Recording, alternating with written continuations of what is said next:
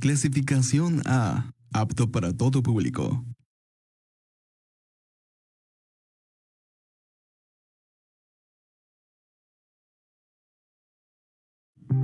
La UJAT vivió un hecho histórico. Con las medidas de seguridad en lo personal y académico, durante 5 días, 6.216 aspirantes a ingresar a esta Universidad Juárez Autónoma de Tabasco realizaron su proceso de admisión en 10 sedes diferentes. Un proceso realizado por el Centro Nacional para la Evaluación de la Educación Superior, bajo el compromiso de transparencia y claridad en la entrega de resultados, de lo cual se estuvo pendiente desde el primer momento. Un proceso sumamente transparente en cuanto a la revisión de resultados. Contando con el apoyo logístico de personal de esta universidad y de catedráticos que participaron como voluntarios en la entrega de las pruebas realizadas en las aulas debidamente desinfectadas y con sana distancia, hasta el resguardo del material por parte del personal de Ceneval, que acopió desde el arranque los exámenes realizados. De esta manera, se garantizó la seguridad y transparencia para quienes postularon para una de las 14 carreras con mayor demanda: educación, enfermería, arquitectura, biología, cirujano dentista, psicología, idiomas, médico cirujano, entre otras, siendo las licenciaturas enfocadas al área de ciencias de la salud las que tuvieron más del 50% del total de sustentantes, con 3.880. Manteniendo los cuidados correspondientes ante la presente emergencia por COVID-19, esta institución llevó a cabo la prueba que había sido pospuesta en el 2020 por inicio de la cuarentena. Filtros sanitarios, inclusión, transparencia. El escrupuloso manejo y resguardo de los exámenes al término de cada día por los aplicadores del Ceneval y profesores fomentaron la seguridad, la permanencia del orden, pero sobre todo formaron parte del compromiso del rector de la UJAT, Guillermo Narváez Osorio, por realizar este proceso íntegro y transparente, puesto que ha señalado es el Ceneval el que determinará quién entra o no al alma mater tabasqueña. Esto es transparente, que van a entrar los que merecen entrar. Al término de 5 días de la aplicación de la prueba, las 108 cajas con el material permanecieron en resguardo con sellos inviolables dentro de las instalaciones de la Dirección de Servicios Escolares hasta el lunes 18 de enero, cuando fueron enviadas a las oficinas del Ceneval en la Ciudad de México. Este próximo 29 de enero, en punto de las 11 horas, el Ceneval hará la entrega de los resultados en el Centro Internacional de Vinculación y Enseñanza. Asimismo, serán publicados en una plataforma para consultar la calificación obtenida en dicha prueba. Proceso de admisión 2021. Legado UJAT. Estudio en la duda. Acción en la fe. El proceso electoral local ordinario ya está en marcha. Participa como observadora o observador electoral para presenciar los actos de preparación y el desarrollo del proceso electoral local. Para mayores informes, visita www.iepct.mx o marcando al 99 33 58 10 00 extensión 1050. Así como ayer, somos parte de la elección. Porque tu participación es nuestro compromiso. IEPC Tabasco. Si te agreden o amenazan para limitar tus derechos políticos. Si te ocultan o niegan información para impedir la toma de decisiones. Si tratan de obstaculizar tu campaña. Si te niegan recursos económicos para el ejercicio de tu cargo. Si minimizan tus opiniones, critican tu aspecto físico o vida personal. Si no te dejan opinar o votar por ser mujer. Es violencia política contra las mujeres en razón de género. Y ahora existen normas para sancionar estas conductas. Infórmate y denuncia. Contamos todas. ¿Sabes las consecuencias para ti y tu familia de 40 años con gobiernos del PRIAN? El poder adquisitivo del pueblo cayó 60 lugares a nivel mundial. Pero la Cuarta Transformación detuvo esta caída y aumentó el salario mínimo. El primer año 16%, el segundo 20% más y para 2021 aumentará otro 15%. En Morena luchamos por un salario digno que mantenga viva la esperanza en México. Morena. La Cuarta Transformación está poniendo fin a los excesos del pasado, cuando antes se había gobernado con verdadera austeridad, priorizando a quienes más lo necesitan.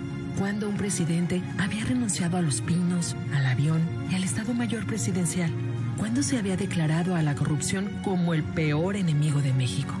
En Morena no hay espacio para lujos y derroche. No puede haber gobierno rico con pueblo pobre. Morena, la esperanza de México.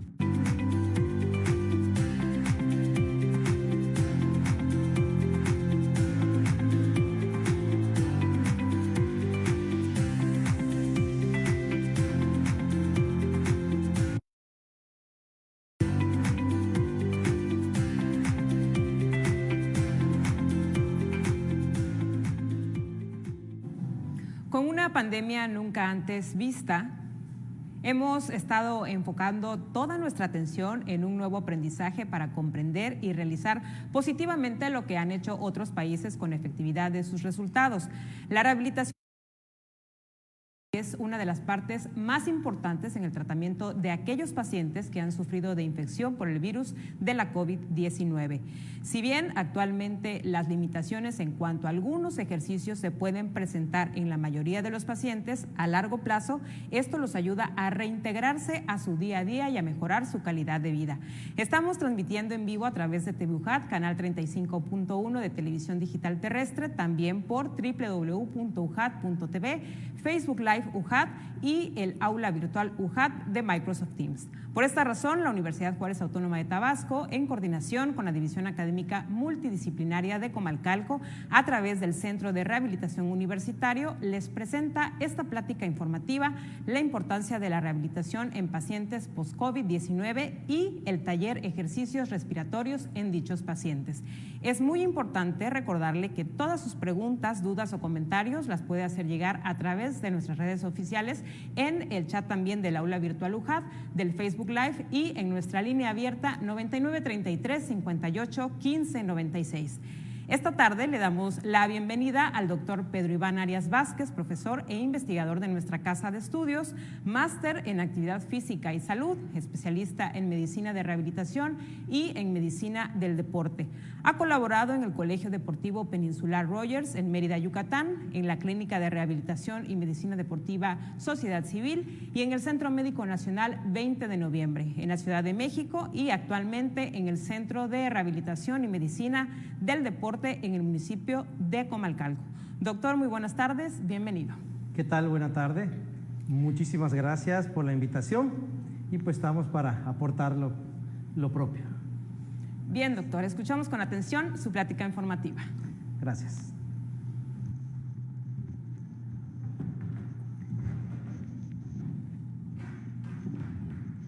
Muy bien. Buenas tardes. Muchas gracias por la invitación. Es necesario remarcar y enfatizar la iniciativa que se tiene para esta plática informativa, producto del compromiso social que tiene la universidad, ¿sí? Y que como tal lleva a cabo. Agradecer al rector, al señor rector, por la oportunidad, y agradecer también a la dirección de la División Multidisciplinaria de Comalcalco la oportunidad de estar aquí en la plática. Pues vamos a iniciar. El objetivo de la plática es dar un panorama general de lo que es la rehabilitación en el paciente que sufre secuelas post-COVID. Realmente esta es una enfermedad nueva en donde todos estamos aprendiendo sobre la marcha, tanto la parte científica como la parte propia de los pacientes, ¿no? Y bueno, vamos a abordar la plática a manera de dudas, de preguntas que generalmente pues van a tratar de cubrir esas dudas que el paciente y el familiar del paciente desarrolla conforme la enfermedad va avanzando o posterior a la enfermedad. Bien, la primera pregunta que nos hacemos es: ¿todos los pacientes infectados por el virus del SARS-CoV-2 presentan un cuadro clínico grave? En este tenor podemos decir que no es así. Podríamos dividir a los pacientes en 4 categorías: pacientes asintomáticos, pacientes que presentan una sintomatología de leve a moderada y que pueden ser manejados en casa con aislamiento, pacientes con sintomatología de moderada a severa que requieren hospitalización, pero que la administración de oxígeno puede realizarse a través de puntas nasales o mascarilla, ¿sí? Y los pacientes con sintomatología muy grave que requieren asistencia en unidades de cuidado intensivo y que llegan a requerir incluso la intubación endotraqueal dada la insuficiencia respiratoria severa que llegan a generar, ¿sí? Iremos viendo pues cada uno de ellos. Primero, pacientes asintomáticos. Este grupo de pacientes no presenta síntomas, o si los presenta son muy leves, incluso pueden pasar desapercibidos, pueden ser confundidos con un simple malestar, con un simple cuadro gripal, muy sencillo. Sin embargo, sí pueden transmitir la enfermedad, lo cual lo pueden hacer desde el 5.º día de la infección hasta el día 14, más o menos algunos días, ¿sí? Después del contagio. De personas es quien más transmite la enfermedad, puesto que continúan haciendo sus actividades cotidianas sin limitación y hay una alta transmisión del virus.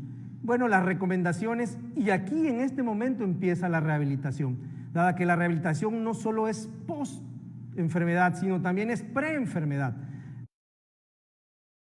Es la prevención, ¿sí? Entonces, aquí enfatizar y exhortar a la gente a las medidas propias de la prevención que ya conocemos, ¿no? El segundo grupo de pacientes, de aquellos pacientes que tienen una sintomatología de leve a moderada,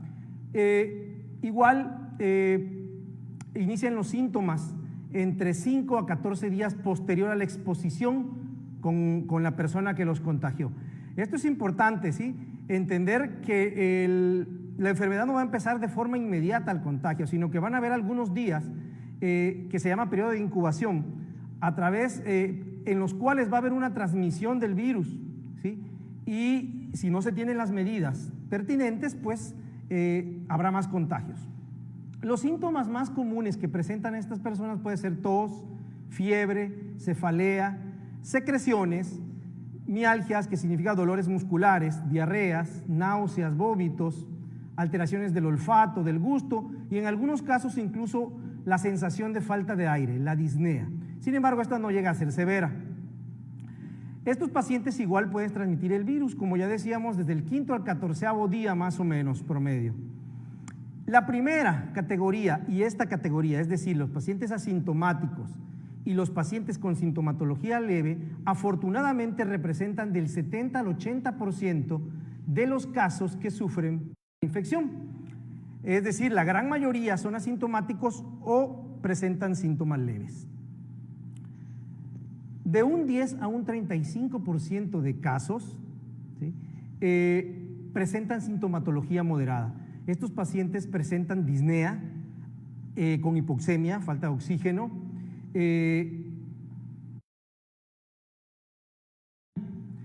hacen algo de enfermedad sistémica, pero no es tan grave y son manejados en hospital, ¿sí?, con administración de oxígeno, pero por puntas nasales o mascarilla, como se ve en la imagen, ¿verdad? Al parecer estos pacientes, transmiten un poco más de días el virus, puede llegar incluso hasta 17 a 20 días, al igual que los pacientes que hacen una sintomatología severa, ¿sí? Entonces, los peores pacientes, los pacientes que le va más mal, son aquellos que hacen enfermedad sistémica. ¿A qué nos referimos con esto? Bueno, estos pacientes, además de hacer una neumonía severa, hacen algo que se llama tormenta de citocinas. Hay una inflamación sistémica, hay una inflamación en todos los órganos corporales, en todas las células del cuerpo, y desarrollan una disnea, sensación de falta de aire, con hipoxemia severa e incluso falla respiratoria, por lo cual estos pacientes generalmente deben ser manejados en unidades de cuidados intensivos y con intubación endotraqueal. La enfermedad sistémica se puede caracterizar o se puede complicar con shock, falla cardíaca, alteraciones de la coagulación y falla orgánica múltiple. Afortunadamente, estos pacientes representan la menor proporción, del 3 al 10% de casos. En algunas bibliografías dicen que un poco más, pero la mortalidad es alta. Prácticamente la mitad de estos pacientes que se complican van a presentar o van a llegar a la muerte. ¿Qué pasa con el virus? La mayoría de la gente piensa que el COVID es una enfermedad pulmonar. La realidad es que es una enfermedad que entra por los pulmones, pero es una enfermedad sistémica, ¿sí? El virus llega, efectivamente entra vía respiratoria a los pulmones, produce una infección primaria en los pulmones que puede llegar a ser una neumonía, ¿sí?, pero despierta la reacción del sistema inmunológico. las células inmunes llegan al pulmón y empiezan a liberar una serie de citocinas proinflamatorias.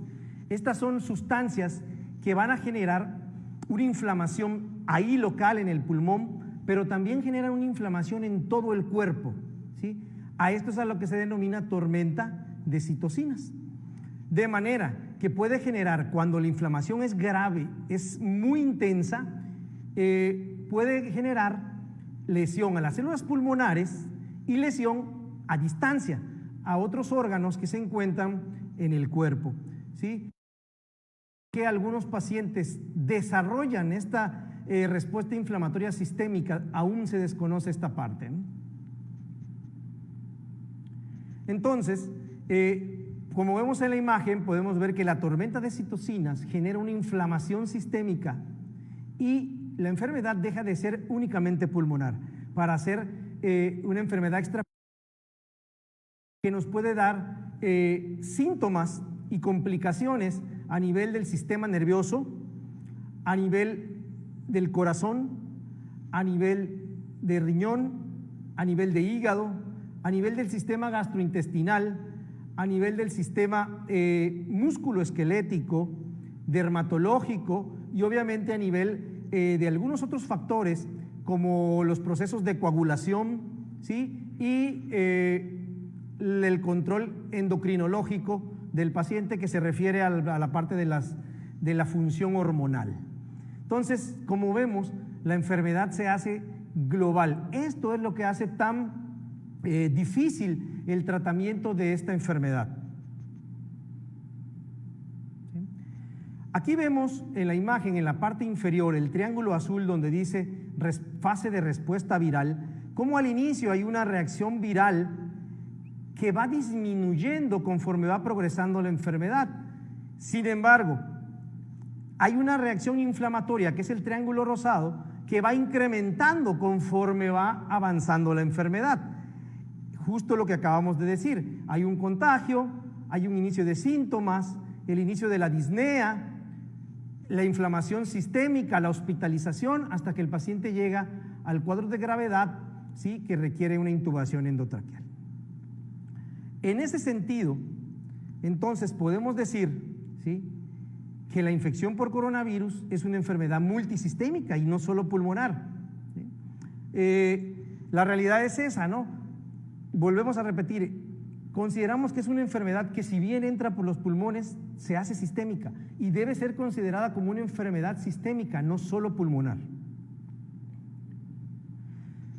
Si bien la gente lo que más conoce son las complicaciones pulmonares que el paciente puede presentar, estas representan del 6 al 20%, o se presentan más bien en el 6 al 20% de los pacientes que son hospitalizados, ¿sí? Como secuela de esta enfermedad pulmonar o de esta infección pulmonar, hay este 6 al 20% de pacientes pueden hacer de una fibrosis pulmonar de leve a moderada. ¿Qué es la fibrosis? La fibrosis no es más que la cicatrización del tejido que fue lesionado por el virus, ¿sí? Pero esta cicatrización obviamente se hace con tejido conectivo, un tejido que no va a hacer las funciones que tenía el pulmón o que tiene el pulmón, ¿sí? Entonces, bueno, esta es viene siendo como que la complicación que la gente más conoce, pero lejos de ser la menos grave, ¿sí? ¿Qué otras complicaciones puede hacer el paciente? Puede hacer complicaciones cardíacas. Todos tenemos en las células del cuerpo un receptor. Ese receptor que se denomina receptor de la ECA, ¿sí?, es el receptor que hace conexión con el virus y a través de ese receptor se introduce a las células. El corazón es un órgano que tiene una gran cantidad de estos receptores. Por lo tanto, puede ser que el virus genere inflamación directa de las células cardíacas, puede generar falta de oxígeno en las células cardíacas e incluso muerte y necrosis de las células cardíacas. Esto se puede manifestar desde síntomas moderados como taquicardia, arritmias, ¿sí?, que es lo que la gente denomina como palpitaciones, hasta verdaderas urgencias como una miocarditis, que es la inflamación del corazón, un infarto agudo al miocardio o incluso insuficiencia cardíaca. Complicaciones neurológicas. La mayoría de los virus, y el virus COVID no se excluye de esto, tienen cierto tropismo sobre el sistema nervioso, sobre las células, tanto del sistema nervioso central como del sistema nervioso periférico, ¿sí? Tanto del cerebro, médula espinal y los nervios periféricos. Hasta el 36% de los pacientes que sufren una infección por COVID presentan síntomas neurológicos. Los más frecuentes y simples, la cefalea, mareos o vértigo, alteraciones del gusto, del olfato. Sin embargo, hay verdaderas urgencias que por sí mismas son una entidad patológica, como las polineuropatías, como el síndrome de Guillain-Barré, que se caracteriza por la desmielinización. Como se ve en la imagen, la desmielinización significa la pérdida del recubrimiento del nervio, ¿sí? La encefalitis, que es la inflamación del cerebro, la mielitis, que es la inflamación de la médula espinal, ¿sí? Y eventos vasculares cerebrales, como pueden ser eventos isquémicos en el cerebro, que podrían llevar a un infarto cerebral. Entonces, el paciente que presenta una infección por COVID no está libre de esto. Como vemos, hasta el 36% presenta algún espectro, alguna complicación que está dentro del espectro de las complicaciones neurológicas. Ahora, como tal, el virus también va a afectar a las células musculares y a las células articulares, ¿sí? Esto nos va a dar como complicaciones dolor muscular, dolor articular, pérdida de la masa muscular, miopatías, que es la inflamación sistémica de todos los músculos del cuerpo, que puede generar además una debilidad generalizada, ¿sí? Y esto se presenta como secuela de la infección viral, pero en estos pacientes que se complican y que tienen que tardan mucho tiempo en la unidad de cuidados intensivos, también se produce por inmovilización prolongada, a lo que en rehabilitación llamamos síndrome de reposo prolongado, ¿sí? Ahora, hay otras complicaciones que virus, pero que también están presentes. Decíamos de complicaciones hematológicas de la sangre, sobre todo alteraciones de la coagulación que pueden llevar a trombosis venosa, trombosis pulmonar, que es una verdadera urgencia médica, alteraciones gastrointestinales, hepáticas, como hepatitis posviral, renales, dermatológicas. No menos frecuentes, alteraciones de la salud mental, quizá como ansiedad, depresión, síndrome postraumático, y también la sensación del paciente de sentirse estigmatizado, ¿no? Por haber padecido la enfermedad y sufrir cierto rechazo en las etapas iniciales del post-COVID. Entonces, si vemos, esto se trata de una verdadera enfermedad sistémica. Ahora, la pregunta es, ¿todos los pacientes que presentaron una infección por COVID presentan complicaciones post-COVID? Y bueno, y creemos esa parte, ¿no? Que a lo mejor todos. Aquí vemos un gráfico de lo que sería ideal. El gráfico superior es la infección por COVID, que puede durar hasta 21 días, la no complicada, y la infección resuelta posteriormente. Sin embargo, en el gráfico inferior podemos observar cómo hay pacientes que presentan daño crónico, que presentan síntomas residuales, lo cual está marcado por la ola azul fuerte del gráfico, y bueno, a eso es lo que llamamos secuelas post-COVID. Las secuelas post-COVID pueden ser agudas. Se consideran agudas cuando persisten alrededor de las 4 semanas después del inicio de la enfermedad. Hasta el 35% de los pacientes presentan secuelas hasta las 4 semanas. Posteriormente están las secuelas más prolongadas, las crónicas. Son síntomas que persisten más allá de 12 semanas. Afortunadamente, solo el 10% de pacientes van a presentar secuelas más allá de ese tiempo, ¿sí? Aproximadamente el 65% de los pacientes que cursaron una infección por COVID pueden recuperar su estado de salud previo a la infección antes del mes, ¿sí? Entonces, esto es importante. La respuesta es no, no todos hacen complicaciones, ¿sí? Pero sí, del 50% que requirieron una hospitalización, que requirieron oxigenoterapia, van a presentar síntomas crónicos. En ese espectro de pacientes que, si recordamos, se encontraba más o menos hasta el 30% de los pacientes infectados, pues van a requerir tratamiento post-COVID, y esto es donde empieza a cobrar fuerza. Sí. ¿Por qué algunos pacientes sí, por qué algunos pacientes no? No está claro esta parte. Decíamos que no sabemos por qué hay una respuesta inflamatoria sistémica. Sin embargo, las complicaciones podrían estar relacionadas con la gravedad de la infección. Es decir, entre más complicaciones tenga el paciente durante la infección aguda, probablemente más complicaciones tenga en el post-COVID. Y esto también relacionado con lo que ya decíamos, con el síndrome de reposo prolongado. Ahora, también hay factores de riesgo que podrían favorecer la aparición de complicaciones. El que el paciente ya tenga comorbilidades, ya tenga enfermedades previas. Sabemos que enfermedades como la obesidad, como la diabetes, como la hipertensión, enfermedad cardíaca, enfermedad renal y la misma enfermedad pulmonar como la bronquitis crónica, el enfisema, en estos pacientes ya de por sí hay un estado inflamatorio sistémico, más el advenimiento del virus, pues probablemente tengan más riesgo de presentar complicaciones. Sin embargo, hay casos de pacientes que tuvieron una infección leve a moderada que también presentan complicaciones tardías o síntomas post-COVID. Bien, ¿cuáles son estos síntomas post-COVID más frecuentes? Los más frecuentes desde el punto de vista cardiorrespiratorio va a ser la disnea, la falta de aire, el dolor torácico, la tos, la expectoración que no es tan frecuente y la taquicardia, ¿verdad? Vemos cómo el porcentaje es menor a 12 semanas en comparación que a 4 semanas, pero todavía es un grupo importante de pacientes que presentan estos síntomas. En los pacientes post-COVID que hemos visto, mucho dolor torácico, pacientes con tos y taquicardia, la mayoría tiene taquicardia, las palpitaciones, es decir, un esfuerzo o una actividad cardíaca demasiado elevada en relación al estado de reposo.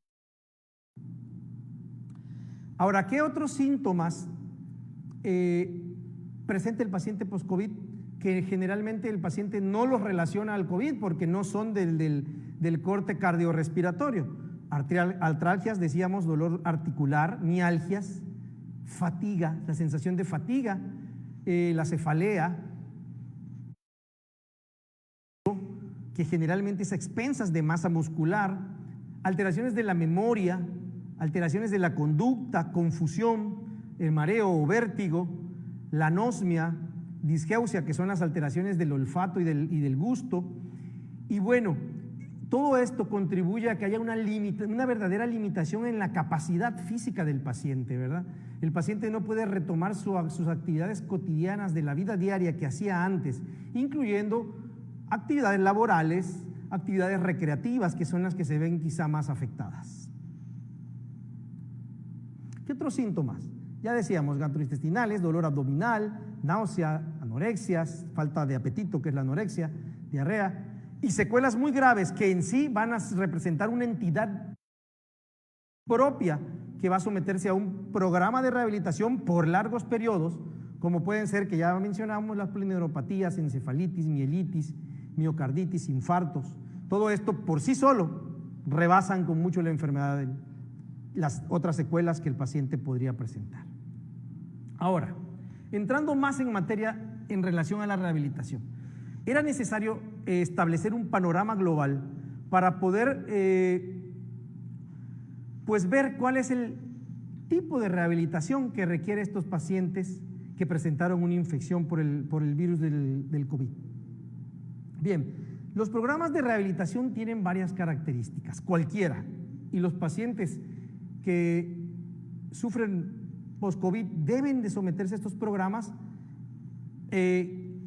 todavía con más énfasis en estos puntos. Deben ser programas multidisciplinarios, es decir, intervienen múltiples profesionales de la salud. Ningún profesional de la salud puede hacer un programa de rehabilitación por sí solo.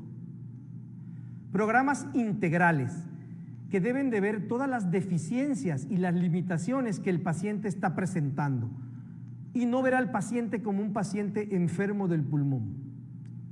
Y programas individualizados, acorde a cuál de las complicaciones presentó el paciente. Veamos primero algo de equipo multidisciplinario. Y vamos a ir mencionando. Empezamos por el gráfico, por el alta del hospital, el alta de la burbuja, el alta. El paciente que va a rehabilitación debería ser evaluado por el médico especialista en medicina de rehabilitación. Él va a ser encargado de hacer toda la evaluación del paciente y decidir si ese paciente sí es candidato a ingresar a un programa de rehabilitación o si por alguna complicación grave el paciente debería ir a tratamiento con otra especialidad médica. Cardiología, neumología, neurología. ¿Sí? Si el paciente es candidato a rehabilitación, va a ser canalizado con las indicaciones de tratamiento a los licenciados en terapia física y rehabilitación o fisioterapia, a los licenciados en terapia ocupacional, a los licenciados en terapia del lenguaje, si es necesario al ortesista protesista para la realización de algún dispositivo ortésico y tal. Pero también debe ser canalizado a otra parte del tratamiento paramédico, la parte de nutrición. Decíamos que estos pacientes pierden mucha masa muscular y es necesario orientarlos en esta parte nutricional. Y al tratamiento psicológico que debe llevar el paciente por las altas tasas de depresión y ansiedad que están presentando. El miedo, ¿sí? El miedo es excesivo, genera ansiedad, ¿no? Y el paciente, si algo tiene, es miedo.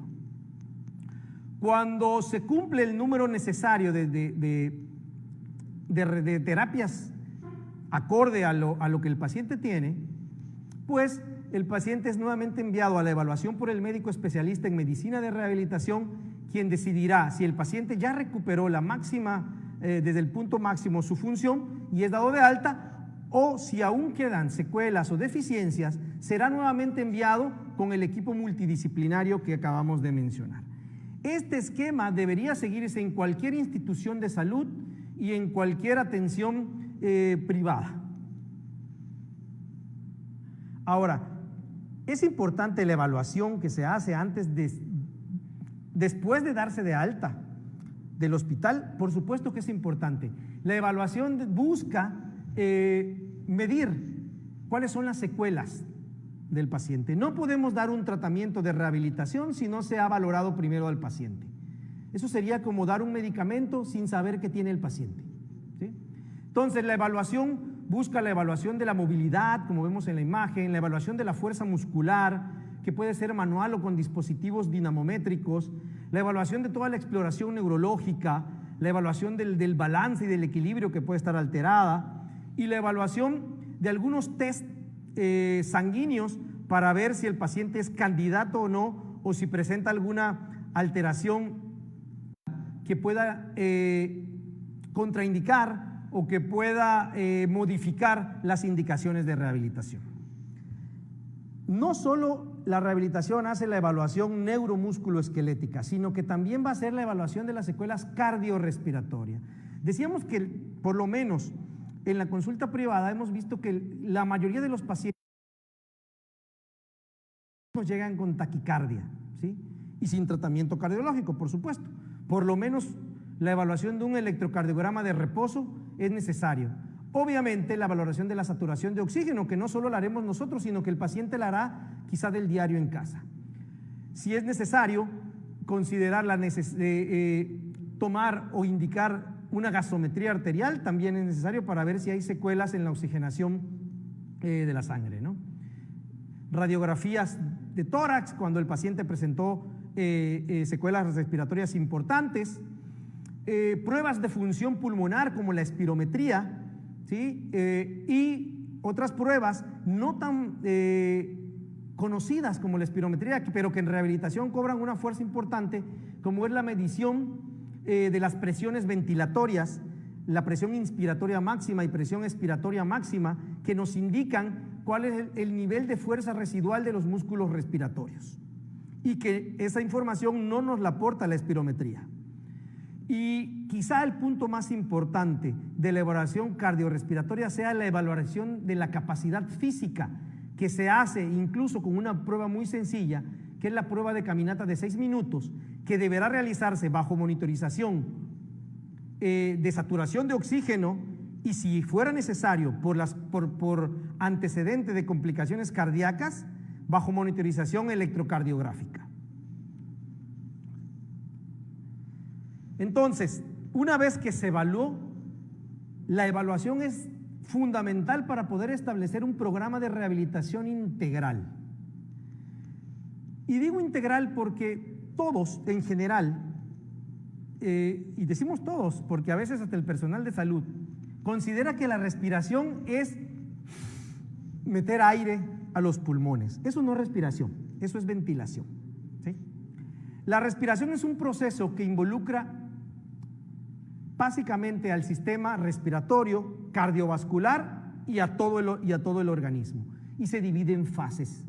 Este proceso, la primera fase está determinada por la calidad de la acción del músculo diafragma. Este músculo logra cambiar las presiones torácicas y permite que el aire entre desde el exterior a los pulmones. Ese es el proceso de ventilación. Luego, una vez que el aire está en los pulmones, que el oxígeno llegó a los pulmones, ahí se lleva a cabo el intercambio gaseoso. A esto se llama difusión y perfusión. Sin embargo, podemos tener un pulmón sano que hace una difusión-perfusión perfecta, pero si tenemos una ventilación alterada, va a haber una alteración en todo el proceso de respiración. Obviamente, y no hay buen intercambio gaseoso, como sucede en el COVID, pues también va a haber una alteración de la respiración. Sin embargo, los pulmones, para poder enviar el oxígeno a todo el organismo, lo envía el corazón. Y el corazón es el encargado, es la bomba de llevar el oxígeno a todas las células del cuerpo. Si el corazón falla, no hay una función cardiovascular, si no hay un buen transporte, pues también va a haber una alteración en el proceso de respiración. Y por último, el oxígeno que utilizamos no es para los pulmones, es para las células del organismo. Cada célula necesita oxígeno para poder vivir, para poder producir su propia energía, ¿sí? De manera que el virus también afecta las funciones celulares que permiten la extracción de oxígeno para utilizarse. Entonces, todo el proceso respiratorio se puede ver afectado, no es solo el pulmón.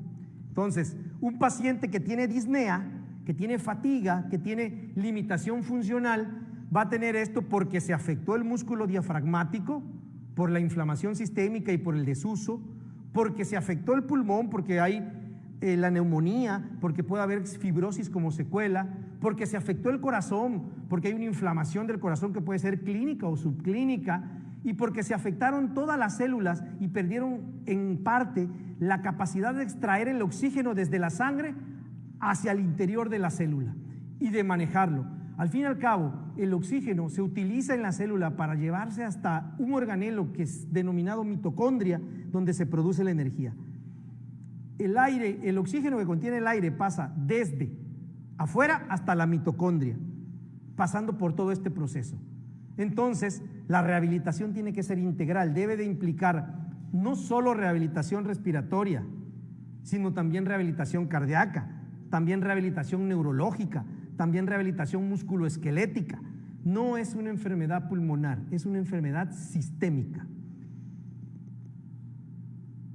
Las estrategias basadas únicamente en ejercicio respiratorio ¿de veras son una intervención integral? ¿Es capaz un simple ejercicio respiratorio de quitar todas las complicaciones a nivel cardíaco, pulmonar, neurológico, musculoesquelético? Por supuesto que no, ¿sí? Entonces, esas estrategias basadas en la única y sola prescripción de ejercicios respiratorios, sea cual sea el ejercicio respiratorio, no es una intervención integral.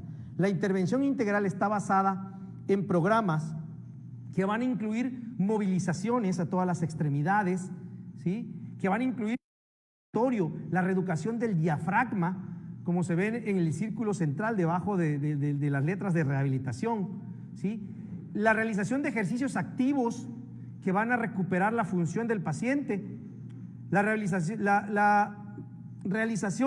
de actividades que devuelvan el balance y la capacidad de equilibrio en el paciente, el uso de intervenciones basadas en medios físicos como electroterapia, calor local, que nos ayuden. Si bien todas estas actividades que van desde pasivas hasta activas, pero que son de bajo grado de intervención, ¿sí?, deben ser monitorizadas con la saturación de oxígeno durante el proceso de rehabilitación. Si bien entiendo, el taller que se va a realizar el día de hoy está basado en algunos ejercicios básicos como estos, que quizá el paciente pueda realizar desde el día 1 post en lo que acude a una consulta de rehabilitación. Ahora, el verdadero cambio en la funcionalidad del paciente, el verdadero cambio en la capacidad física que tiene el paciente, está basado en intervenciones un poco más mayores quizá. Verdaderos programas de ejercicio donde van a haber entrenamiento de músculos sistémicos a través de programas de fortalecimiento de grandes grupos musculares y entrenamiento de la resistencia cardiorrespiratoria en ergómetros de brazo, cicloergómetros, bandas sin fin, bajo monitorización de saturación de oxígeno, bajo monitorización cardíaca en caso de utilizarse, y sobre todo, si es necesario, se hace de manera simultánea a la administración de oxígeno, como pueden ver en la mayoría de las imágenes. Los pacientes están al mismo tiempo que están necesarios. Si desaturan durante el ejercicio, se utiliza oxigenoterapia durante el ejercicio, hasta que el paciente vaya, por así, necesitando cada vez menos. Ahora, ¿todos los pacientes que entran a rehabilitación van a llevar ejercicios respiratorios con dispositivos especiales? La realidad es que no. Estos dispositivos especiales tienen una indicación específica cada uno de ellos y no todos los pacientes van a tener esa indicación, ¿sí? Y si bien vemos que todos estos dispositivos se colocan en la boca, no son para lo mismo. En algunos se sopla, en algunos se inspira. El dispositivo verde, que se llama Acapela, es un dispositivo que favorece la eliminación de secreciones a través del aumento del flujo expiratorio. Esto estaría indicado para pacientes que quedan con mucha secreción, lo cual no es común en el paciente post-COVID. El dispositivo de las pelotitas, como llama el paciente, es un dispositivo, el inspirómetro incentivo, que se utiliza para favorecer la reexpansión alveolar, en el caso que haya habido. Gracias. No todos los pacientes quedan con esta complicación, por lo tanto, no todos los pacientes deberían usar un inspirómetro incentivo, ¿sí? Y el dispositivo de la derecha, el dispositivo TED-Roll-In, se utiliza para el fortalecimiento de los músculos ventilatorios. Para esto, para saber si el paciente es candidato a utilizar este dispositivo, de presión inspiratoria máxima con un equipo especial, ¿sí? Entonces tampoco todos los pacientes son candidatos, porque si el paciente no presenta debilidad del diafragma, no será candidato a un entrenamiento específico de músculos respiratorios. Entonces, cuidado con esto, porque se prescribe como caramelo a todos los pacientes y la realidad no es esa. Muy bien. Entonces, después de haber visto este abordaje integral del paciente y específico además, ¿qué podemos concluir? 1. La infección por COVID-19 puede generar secuelas sistémicas, no solo pulmonares, ¿sí?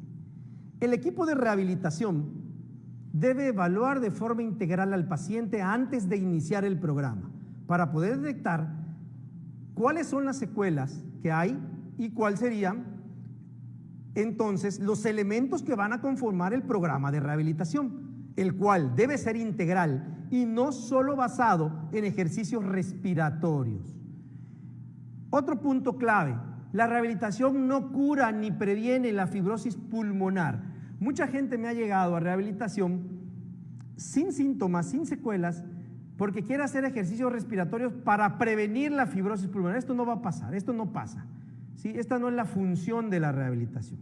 Los programas de rehabilitación pulmonar no son nuevos, se han llevado desde hace décadas para pacientes con fibrosis pulmonar, para pacientes con enfermedad pulmonar obstructiva crónica, como fibrosis quística, bronquitis crónica, enfisema. Y si algo tienen los programas de rehabilitación pulmonar es que no intervienen en la progresión de la enfermedad, ¿sí? Sin embargo, ¿cuál es el papel entonces? Devolver la función física, limitar la sintomatología y limitar sobre todo la discapacidad en el paciente. Ese es el verdadero objetivo de la rehabilitación, ¿sí? Entonces, los pacientes que quedan asintomáticos, sin ninguna limitación en la capacidad física, pues no por hacer ejercicio respiratorio van a prevenir la fibrosis. Por último, bueno, como parte de nuestras labores, ¿sí? En la universidad no solo es el dar clases, no solo es la parte social, sino también la investigación. Y pues por ahí ya tenemos el equipo de rehabilitación de la universidad, ha establecido algunas aportaciones a la ciencia, ¿no? Haciendo publicaciones en revistas internacionales sobre el rol de la rehabilitación en los pacientes por COVID para quienes estén interesados. Sería todo de la plática. Muchísimas gracias por su atención y pues estamos aquí para si hay alguna observación, alguna duda, si podemos responderla, estamos a la orden. Gracias. Muchísimas gracias al doctor Pedro Iván Arias Vázquez, profesor investigador de nuestra Casa de Estudios, el haber compartido sus conocimientos, por supuesto, y ahora es momento de proceder a la sesión de preguntas a través del chat del aula virtual UJAD, del Facebook Live y de nuestra línea abierta 9933 58 15 96. Agradecemos también a los más de 1,200 espectadores que están a través de Facebook y también a través de los más de 900 a través del aula virtual Microsoft Teams. Doctor, iniciamos con esta sesión de preguntas y respuestas. ¿Cuál es la saturación de oxígeno que debo de tener antes de realizar algún ejercicio?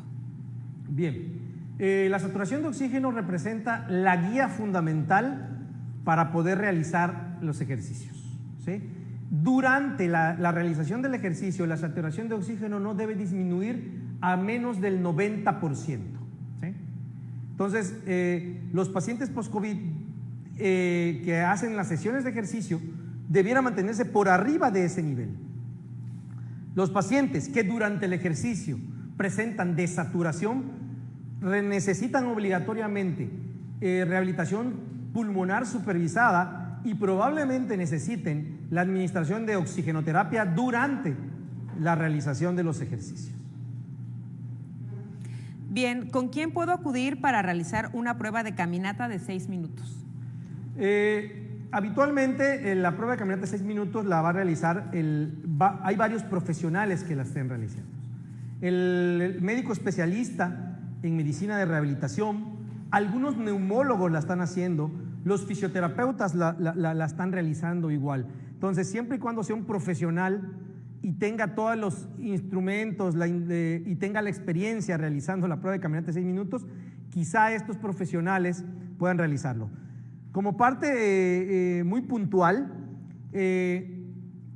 como médicos especialistas en medicina de rehabilitación, tenemos la oportunidad de hacer una subespecialidad en rehabilitación pulmonar. Quizá el profesional más capacitado para hacer la prueba de caminata de 6 minutos sea el médico rehabilitador con su subespecialidad en rehabilitación pulmonar.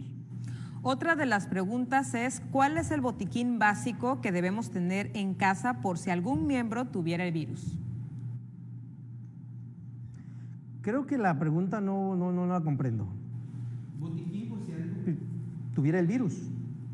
Pues no hay nada del botiquín que contrarreste el virus. Si alguien tiene el virus, hay que ir a la atención médica. Saludamos a Darinka Escobar desde La Paz, Bolivia, que nos está siguiendo a través de esta transmisión en vivo. Otra de las preguntas, doctor, es ¿cuánto tiempo pasa hasta que me pueda contagiar de nuevo? Todavía no hay estudios determinantes que indiquen cuál es el tiempo de inmunidad de los pacientes post-COVID o de la inmunidad que genera la infección por COVID. Sin embargo, algunos pacientes que se contagiaron a principios de la pandemia, estamos hablando marzo y abril, hacia agosto, septiembre ya habían presentado una segunda infección. Entonces todavía no hay un tiempo específico muy claro de cuánto sea el tiempo post-COVID, de inmunidad post-COVID. Bien, ¿las secuelas respiratorias serán permanentes y cómo afectaría al organismo? Bien, aquí hay dos cosas que hay que contemplar. Si un paciente presenta fibrosis comprobada por imagen, tomografía, radiografía, y por función pulmonar, espirometría, esa fibrosis va a ser permanente. Esa fibrosis puede modificar con el transcurso del tiempo, sin embargo, probablemente no se elimine totalmente. Ahora, una cosa es la fibrosis en el pulmón y la alteración que pueda generar en la capacidad física del paciente.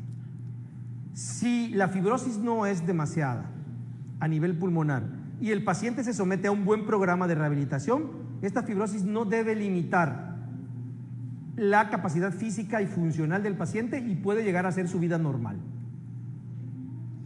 Bien, doctor.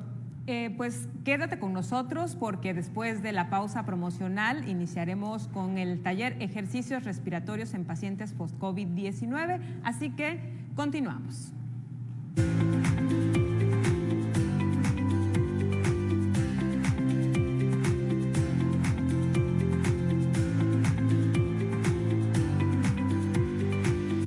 Esta semana en Cultura Geek, la tecnología y el geek. Grisel y Kimberly nos hablarán del gusto de los geeks por la tecnología. En la charla, Juan Carlos González Requena nos platica su experiencia como fan de la tecnología. Sebastián nos presenta curiosidades sobre la tecnología y la información. Y Bianca nos recomienda Tron, el legado. Cultura Geek, estreno, domingo, 20 horas. Legado UJAT, estudio en la duda, acción en la fe.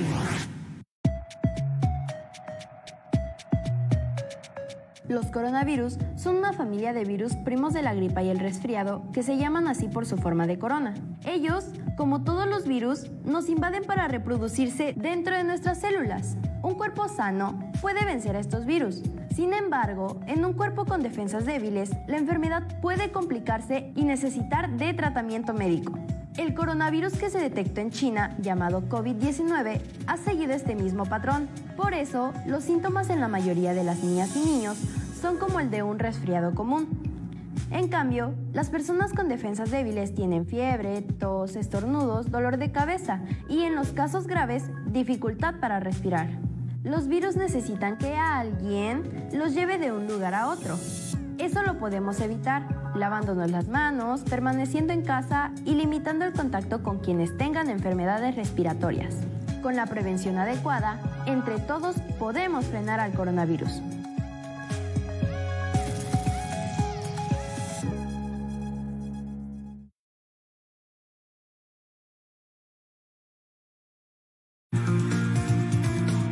Aviso importante. Informe diario sobre COVID-19 en México. Sintoniza la conferencia de medios encabezada por el doctor Hugo López-Gatell Ramírez, subsecretario de Prevención y Promoción de la Secretaría de Salud, a partir de las 19 horas por TV UJAT.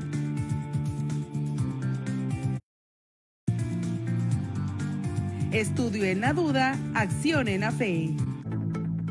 La UJAT y la División Académica Multidisciplinaria de Comalcalco invitan a familiares con pacientes o personas que hayan padecido COVID-19 a la plática informativa, la importancia de la rehabilitación en pacientes post-COVID-19 y al taller Ejercicios Respiratorios en Pacientes post-COVID-19, impartido por el especialista en Medicina de Rehabilitación, el doctor Pedro Iván Arias Vázquez.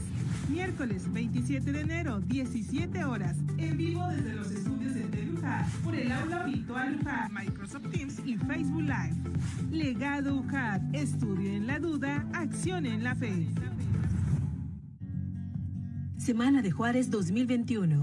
La UJAT te invita a participar en su tradicional concurso de cartel Semana de Juárez 2021. A través de tu creatividad, promueve la trascendencia juarista y los valores universitarios. Fecha límite para recepción de trabajos, 22 de febrero. Consulta las bases en www.ujat.mx y en las redes sociales universitarias.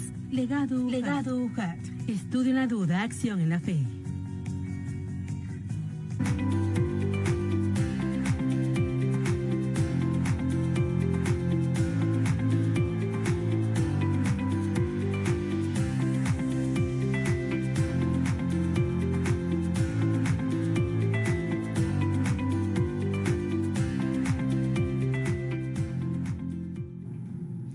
Muchas gracias por continuar con nosotros. Te recordamos que puedes dirigir tus dudas, comentarios o sugerencias en esta transmisión a través de nuestras cuentas oficiales, del chat del Aula Virtual UJAT y también del Facebook Live y en la línea telefónica abierta 99 33 58 15 96. Sin más preámbulo, daremos ahora inicio al taller Ejercicios Respiratorios en Pacientes Post-COVID-19. Le damos la bienvenida a nuestras facilitadoras de este taller, las licenciadas en Rehabilitación Física, Nayeli Peralta de Dios, que fungirá en esta ocasión como rehabilitador, y a Lucero Paola Ricardes González, quien participará como paciente. Ambas son egresadas de la División Académica Multidisciplinaria de Comalcalco, de nuestra alma mater, y que en estos momentos laboran en la Unidad de Hospitalización Temprana Tabasco COVID-19. Lucero, Nayeli, bienvenidas y adelante. Muchas gracias, Marbella. Hola, un gran saludo a todos los televidentes. Soy Nayeli Peralta de Dios y vamos a iniciar el taller de ejercicios respiratorios en pacientes post-COVID-19. Para realizar estos ejercicios se deben tomar en cuenta las siguientes recomendaciones. No se debe realizar si el paciente tiene fiebre, dolor de cabeza, mareo y una saturación menor de 92%. Estos ejercicios se deben realizar después de 1 hora de comer. Es importante que se mantenga un familiar o un cuidador. También es importante tener una silla, agua y un oxímetro para monitorear la saturación de la persona que va a realizar el ejercicio. Los ejercicios consisten en los ejercicios de respiración diafragmática en posición acostado, sentado y de pie, ejercicios de movilización articular de miembro superior y miembro inferior, ejercicios de fortalecimiento de miembro superior e inferior y ejercicios de coordinación y equilibrio. Algunos de los materiales que vamos a utilizar son un oxímetro para estar checando la saturación del paciente al inicio, durante y al final de los ejercicios. También es importante tener pesas, mancuernas o, en caso de no tener, una botella llena de agua o arena, ligas de resistencia y un bastón. Bueno, vamos a iniciar con este taller, con la respiración diafragmática.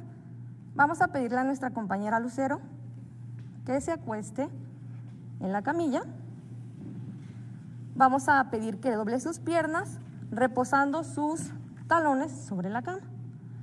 En esta respiración diafragmática le vamos a pedir a nuestro paciente que ponga sus manitos de esta forma en su abdomen. Va a meter aire por su nariz hacia su pancita o abdomen y lo va a mantener ahí de 3 a 5 segunditos.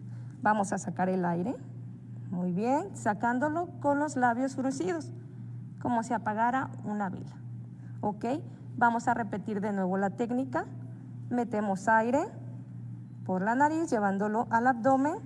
Muy bien, mantenemos ahí 1, 2, 3 y sacamos el aire empujando un poquito al abdomen. Eso, muy bien. Eso, 2, 1, 2, 3, sacamos el aire con labios fruncidos, muy bien.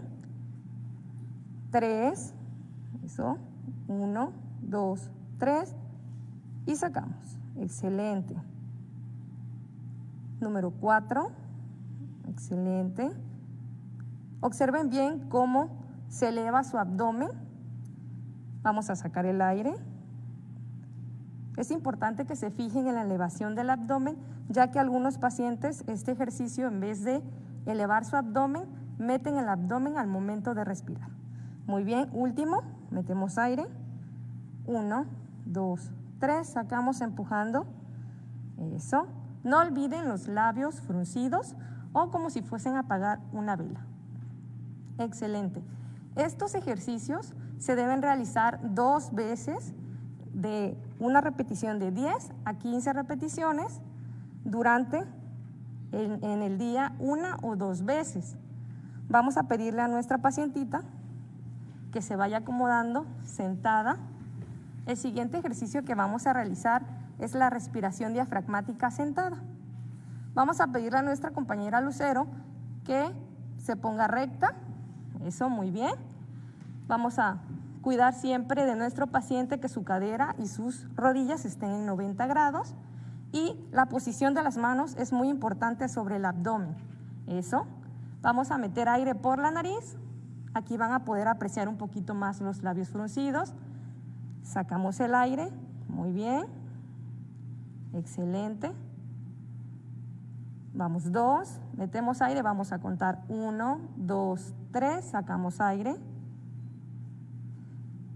Vamos 3. 1, 2, 3. Sacamos el aire y vamos a ir contando. 1, 2, 3, 4, 5 y 6. Muy bien. 4. 1, 2, 3 y sacamos. Eso, muy bien, excelente. Último ejercicio. 1, 2, 3 y sacamos. Es importante que el aire cuando vaya saliendo sea con labios fruncidos. ¿Ok?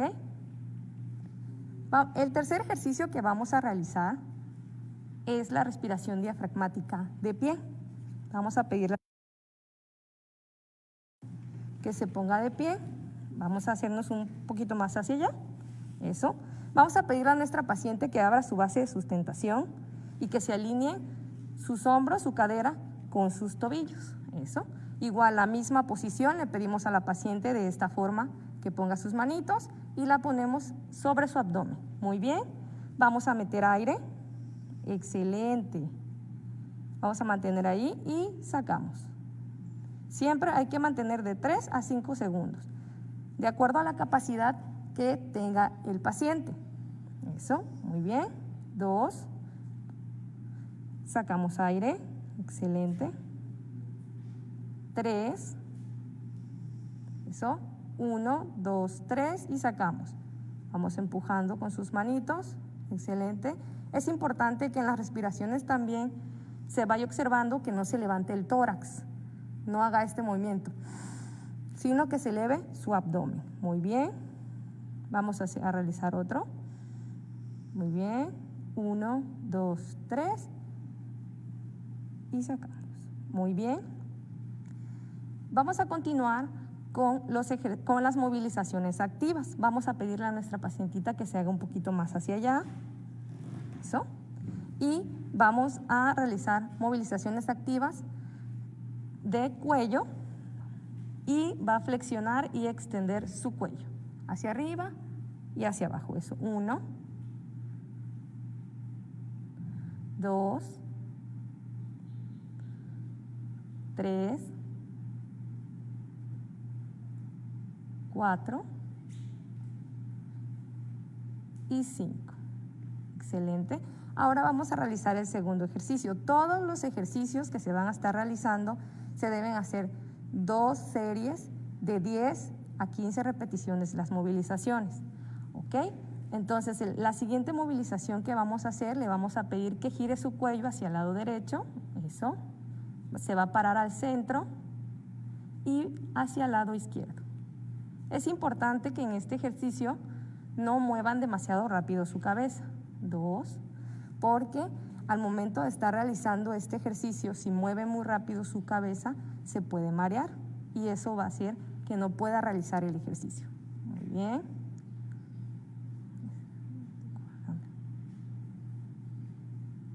Y 5.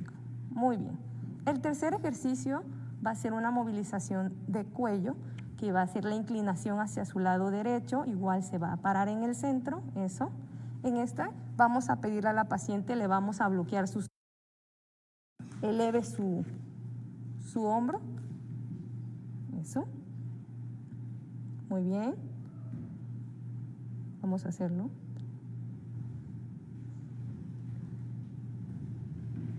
Eso. Excelente. Uno más. Y sí. Estas movilizaciones se realizan 2 series de manera gradual, todo a lo que el paciente vaya tolerando. El siguiente ejercicio, la siguiente movilización que vamos a realizar son movilizaciones del miembro superior.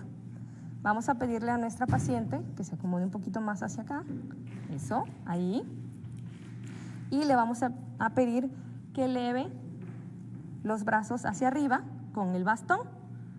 Para eso es que necesitamos algunos materiales. Vamos a hacer 5 ejercicios, 2, 3, 4 y 5. Importante, como la paciente va a estar de pie, se le va a pedir igual que cuide mucho su base de sustentación y que esté alineada. ¿Ok? El siguiente ejercicio que vamos a realizar con el bastón va a ser abrir y cerrar. Vamos a ponerlo en el centro, eso, y se lo va a pasar de una mano a la otra. Eso, 1,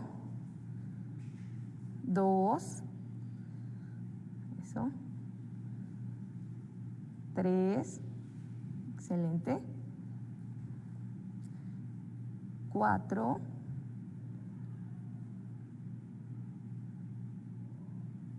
y 5.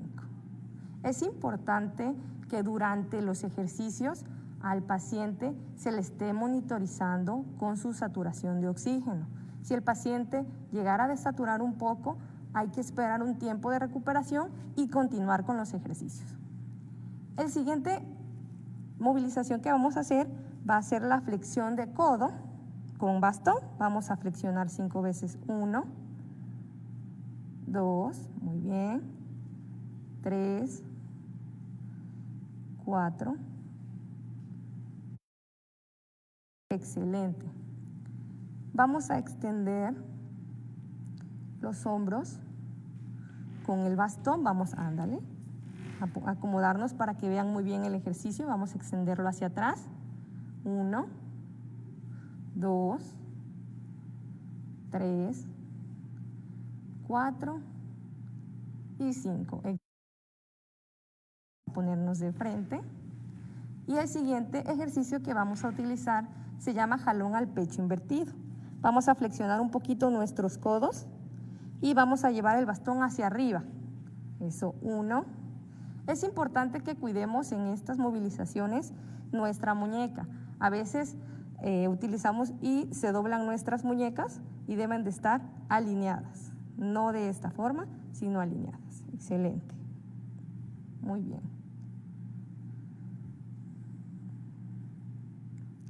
El siguiente ejercicio que vamos a realizar va a extender sus brazos hacia enfrente y vamos a hacer giros lentamente hacia la derecha. Regresamos al centro.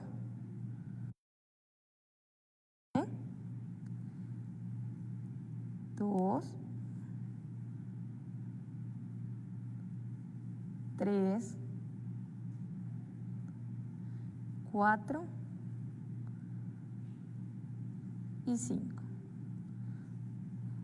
También hay que tener hidratado a nuestro paciente o familiar y que te mantenga una toallita, y en ese momento es donde vas a tomar la saturación de oxígeno. El siguiente ejercicio que vamos a realizar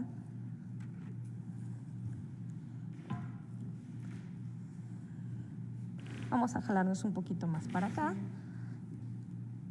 Es la flexión de cadera, y en esta movilización vamos a pedirle a la pacientita que se ponga de lado. Va a hacer su pierna extendida hacia adelante 5 veces, primero la derecha y luego la izquierda. Eso, 1, 2, 3, 4 y 5. Vamos a realizar la de lado izquierdo. 1, 2, 3, 4 y 5. Vamos a realizar la extensión de cadera hacia atrás. 1, 2, 3, 4 y 5. Muy bien, vamos con la pierna contraria. 1, 2, 3, 4 y 5. ¿Ok? Vamos a ponernos de este ladito, vamos a abrir pierna. Enfrente. Eso. Vamos a abrir pierna hacia el lado derecho. 1, 2, 3, 4 y 5. Vamos a abrir la otra pierna. 1, 2, 3, 4 y 5. Hay que cuidar mucho la posición de la espalda recta y su cabeza. Muy bien. El siguiente ejercicio que vamos a realizar va a ser flexión de pie. Vamos a flexionar su pie hacia arriba y hacia abajo.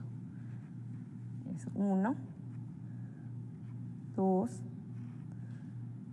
3, 4 y 5. Eso, muy bien. Ahora vamos a realizar unos ejercicios con la silla. Vamos a pedirle a nuestra paciente Paola que se siente. Muy bien. Y vamos a realizar flexión de cadera, elevando hacia arriba, primero en la pierna derecha. Terminamos y cambiamos a la pierna izquierda. Vamos a flexionar cadera, muy bien. 1, 2, 3, 4 y 5. Cambiamos a la pierna izquierda. 1, 2, 3, 4 y 5. Excelente. El siguiente ejercicio va a ser la flexión de rodillas sentado hacia adelante. Vamos a elevar nuestra pierna. 1, 2, 3, 4, 5. Cambiamos de pierna. Igual en esta posición es importante que se mantenga derecho y que la silla esté de acuerdo. Si es una persona alta, no le vamos a poner una silla más pequeña, ya que su pierna va a quedar más hacia abajo o más hacia arriba. Excelente. El siguiente ejercicio que vamos a realizar es flexión y extensión de tobillos. Vamos a pedirle que eleve sus dos piernas y vamos a flexionar arriba y abajo. Eso, 1, 2, 3, 4, 5 y hasta ahí. Estas movilizaciones es importante y le voy a recalcar muchas veces que el paciente lo haga de forma gradual, ya que son actividades que van a hacerse de acuerdo a su capacidad física. No porque nosotros estamos diciendo que sean 2 series de 10 a 15 repeticiones, al principio se van a hacer las 2 series. Es todo de manera gradual que el paciente pueda realizar la actividad. Si al principio empiezas con 5 repeticiones y luego aumentas a 8, así es de la forma en que tú lo puedes hacer. Ok. El siguiente ejercicio que vamos a realizar es un ejercicio de fortalecimiento. Le vamos a dar unas mancuernas o pesas a nuestra compañera Lucero. Si en casa no tenemos este tipo de mancuernas y no se pueden comprar, no se preocupen. Se pueden hacer con botellas de plástico y se llenan con agua o con arena. ¿Ok? Vamos a pedirle que eleve sus brazos hacia enfrente y flexione un poco. Este ejercicio lo vamos a estirar nuestros brazos hacia adelante. Muy bien. 2. Cuidando su espalda y que su cabeza no esté tan atrás ni tan adelante. Eso. Muy bien. Hasta ahí. Muy bien. El siguiente ejercicio que vamos a realizar, vamos a abrir brazos para trabajar un poco de hombro. Vamos a abrir y cerrar. 1, 2, 3, 4 y 5. Excelente. El siguiente ejercicio va a ser flexión de codo. Este ejercicio también se puede hacer parado. Vamos a hacerlo de forma sentada. Flexiona los dos. 1. También se puede realizar unilateral, un brazo, y luego trabajar el otro brazo. ¿Ok? Muy bien. Este ejercicio, préstame una mancuerna, compañera, también se puede trabajar de forma parado, siempre cuidando nuestra base de sustentación y hacia arriba, 1 hasta el 5, ¿ok? De acuerdo a la capacidad de nuestro paciente, ¿ok? Que vamos a realizar son la extensión de la rodilla sostenida. Vamos a realizar la pierna derecha extendiendo rodilla. 1, mantenemos 1, 2, 3, 4, 5 y bajamos. 2, 1, 2, 3, 4, 5 y bajamos. Eso. 1, 2, 3, 4, 5. Muy bien. Otra vez arriba. 1, 2, 3, 4, 5. Este ejercicio nos va a ayudar a fortalecer nuestro cuádriceps. Eso. 1, 2, 3, 4, 5. Vamos a subir la otra pierna. 1, 2, 3, 4 y 5. Muy bien. 4. 1, 2, 3, 4 y 5. Muy bien. Cambiamos de pierna. 1, 2, 3, 4 y 5. Excelente. El siguiente ejercicio que vamos a realizar van a ser sentadillas. Vamos a pedirle a nuestra compañera Lucero que se pare y vamos a hacer un poquito la silla para acá. Vamos a ponernos de ladito, compañera. Hay que cuidar la posición, la base de sustentación, como le habíamos venido comentando en todo el taller, y la espalda tiene que estar recta. Vamos a elevar nuestros brazos hacia adelante y vamos a hacer sentadillas. Vamos a bajar. Eso, 1. Todo va a ser de acuerdo hasta donde pueda bajar nuestro paciente. Eso, 2, 3, 4 y 5. Eso. El siguiente ejercicio que vamos a realizar, vamos a utilizar unas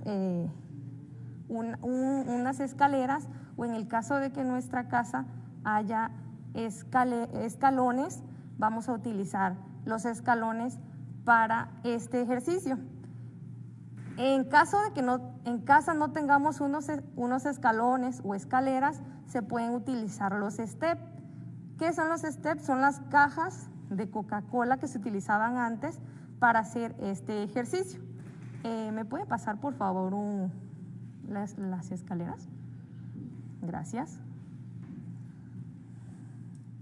Ok, más acá. Gracias. Eso. Vamos a acomodarlo y le vamos a pedir a nuestra compañera Lucero que suba y baje escalones con la misma pierna. Eso, 1. Estamos subiendo con la derecha y vamos a bajar con la derecha. 3, 4 y 5. Vamos a cambiar de pierna. 1, 2, 3, 4 y 5. En este ejercicio también es importante, en este momento nuestra compañera Paola lo puede realizar, pero si el paciente no lo puede realizar, lo podemos agarrar de las manos. Vamos a hacer una repetición nada más. Lo podemos agarrar de la mano y que suba y baje para que mantenga el equilibrio. Ok, muy bien. Seguidamente vamos a utilizar los siguientes ejercicios que vamos a realizar son de coordinación y equilibrio. En estos ejercicios solo le vamos a pedir a nuestro paciente que se pare aquí enfrente y va a elevar una pierna. Va a elevar una pierna hacia arriba Eso. Y va a mantenerse ahí 5 segundos. 1, 2, 3, 4, 5. Bajamos la pierna y vamos con la pierna contraria. 1, 2, 3, 4, 5. Excelente.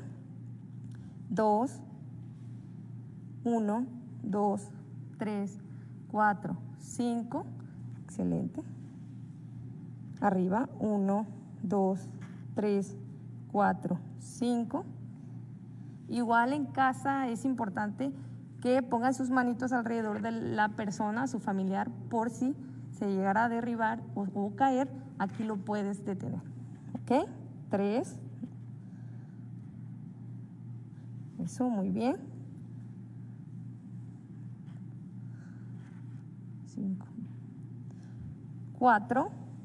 1, 2, 3, 4, 5. Excelente. 5. 1, 2, 3, 4, 5. Muy bien. El siguiente ejercicio de coordinación y equilibrio que vamos a realizar, le vamos a pedir a nuestra compañera que eleve su pierna hacia arriba y con el brazo contrario lo eleve como si estuviera saludando a la bandera.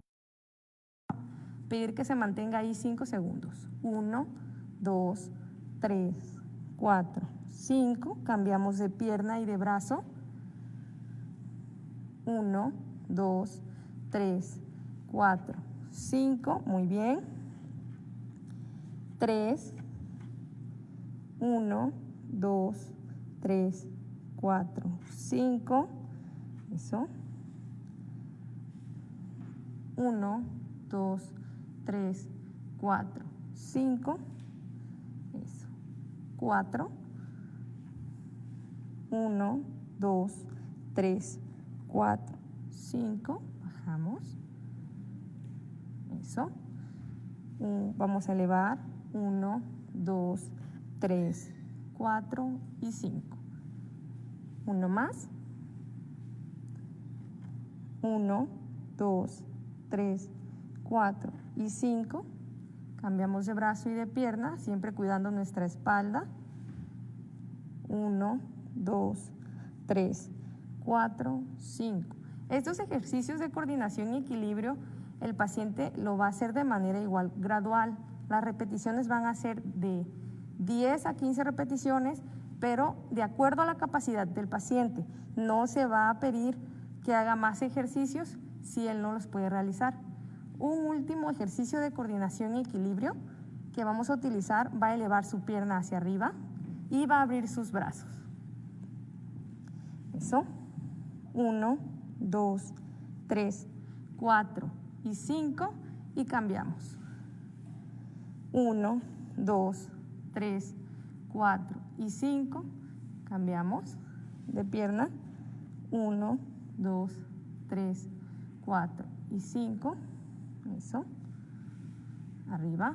1, 2, 3, 4 y 5. Uno más. 1, 2, 3, 4 y 5. Excelente. Y con eso terminamos los ejercicios de coordinación y equilibrio. También vamos a recomendar que el paciente en casa haga caminata y marcha. Puede hacer durante 5 minutos y eso sería todo. Con estos ejercicios que hemos mostrado en el taller, esperamos que sean de gran ayuda para su recuperación física y recuerde que los beneficios de estos ejercicios se conseguirán si los practicas habitualmente, repitiéndose 3 veces a la semana. Bien, ahora vamos a la parte de las preguntas y pues es muy importante que ustedes ahora resuelvan estas dudas que tiene nuestro auditorio. ¿Cada cuánto tengo que estar monitoreándome cuando esté haciendo los ejercicios? De cada 2 a 3 ejercicios se debe de estar monitoreando la saturación. Es importante que cuando se tome la saturación, chequen con qué saturación iniciaste y si fue menor a la saturación que iniciaste, descansar un poco y ahí tomar reposo, un poquito de agua, ya que te recuperes, seguir con los ejercicios. ¿Cuántos tipos de ejercicios respiratorios existen?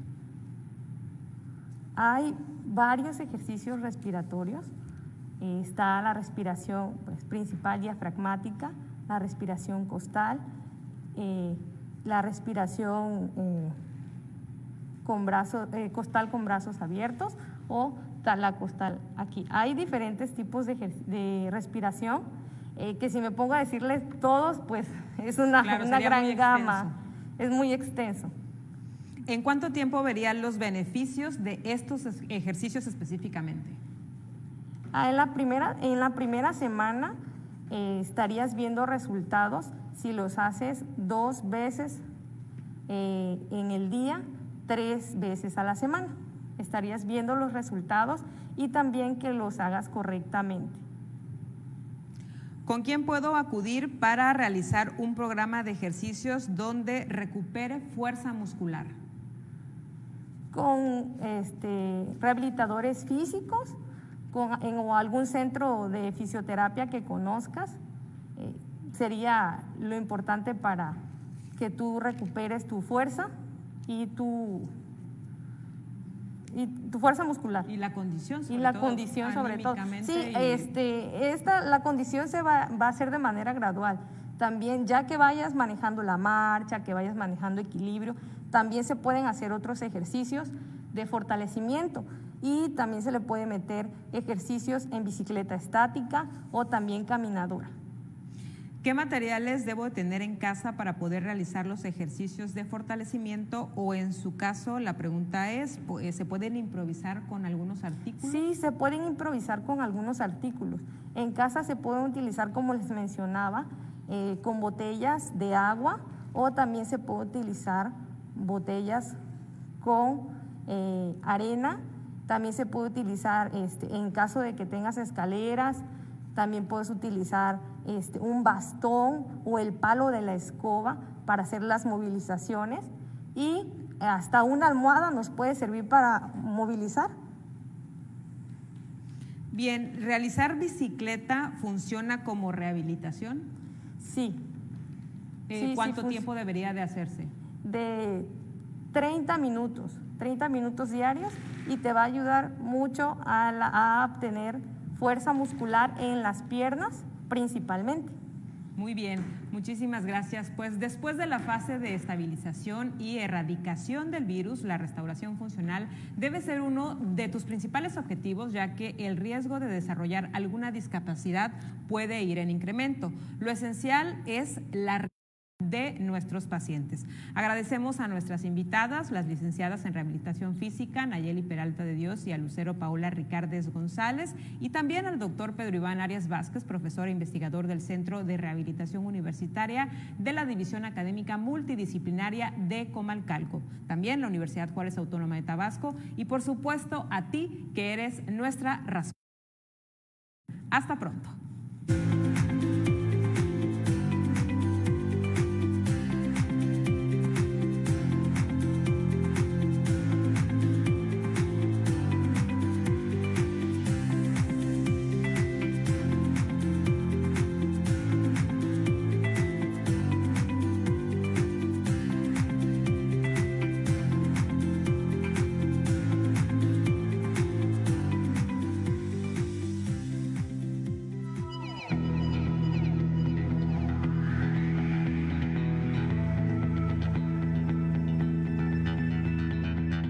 Ante el retorno a las actividades bajo nuevas normas de convivencia social por el COVID-19, lo más importante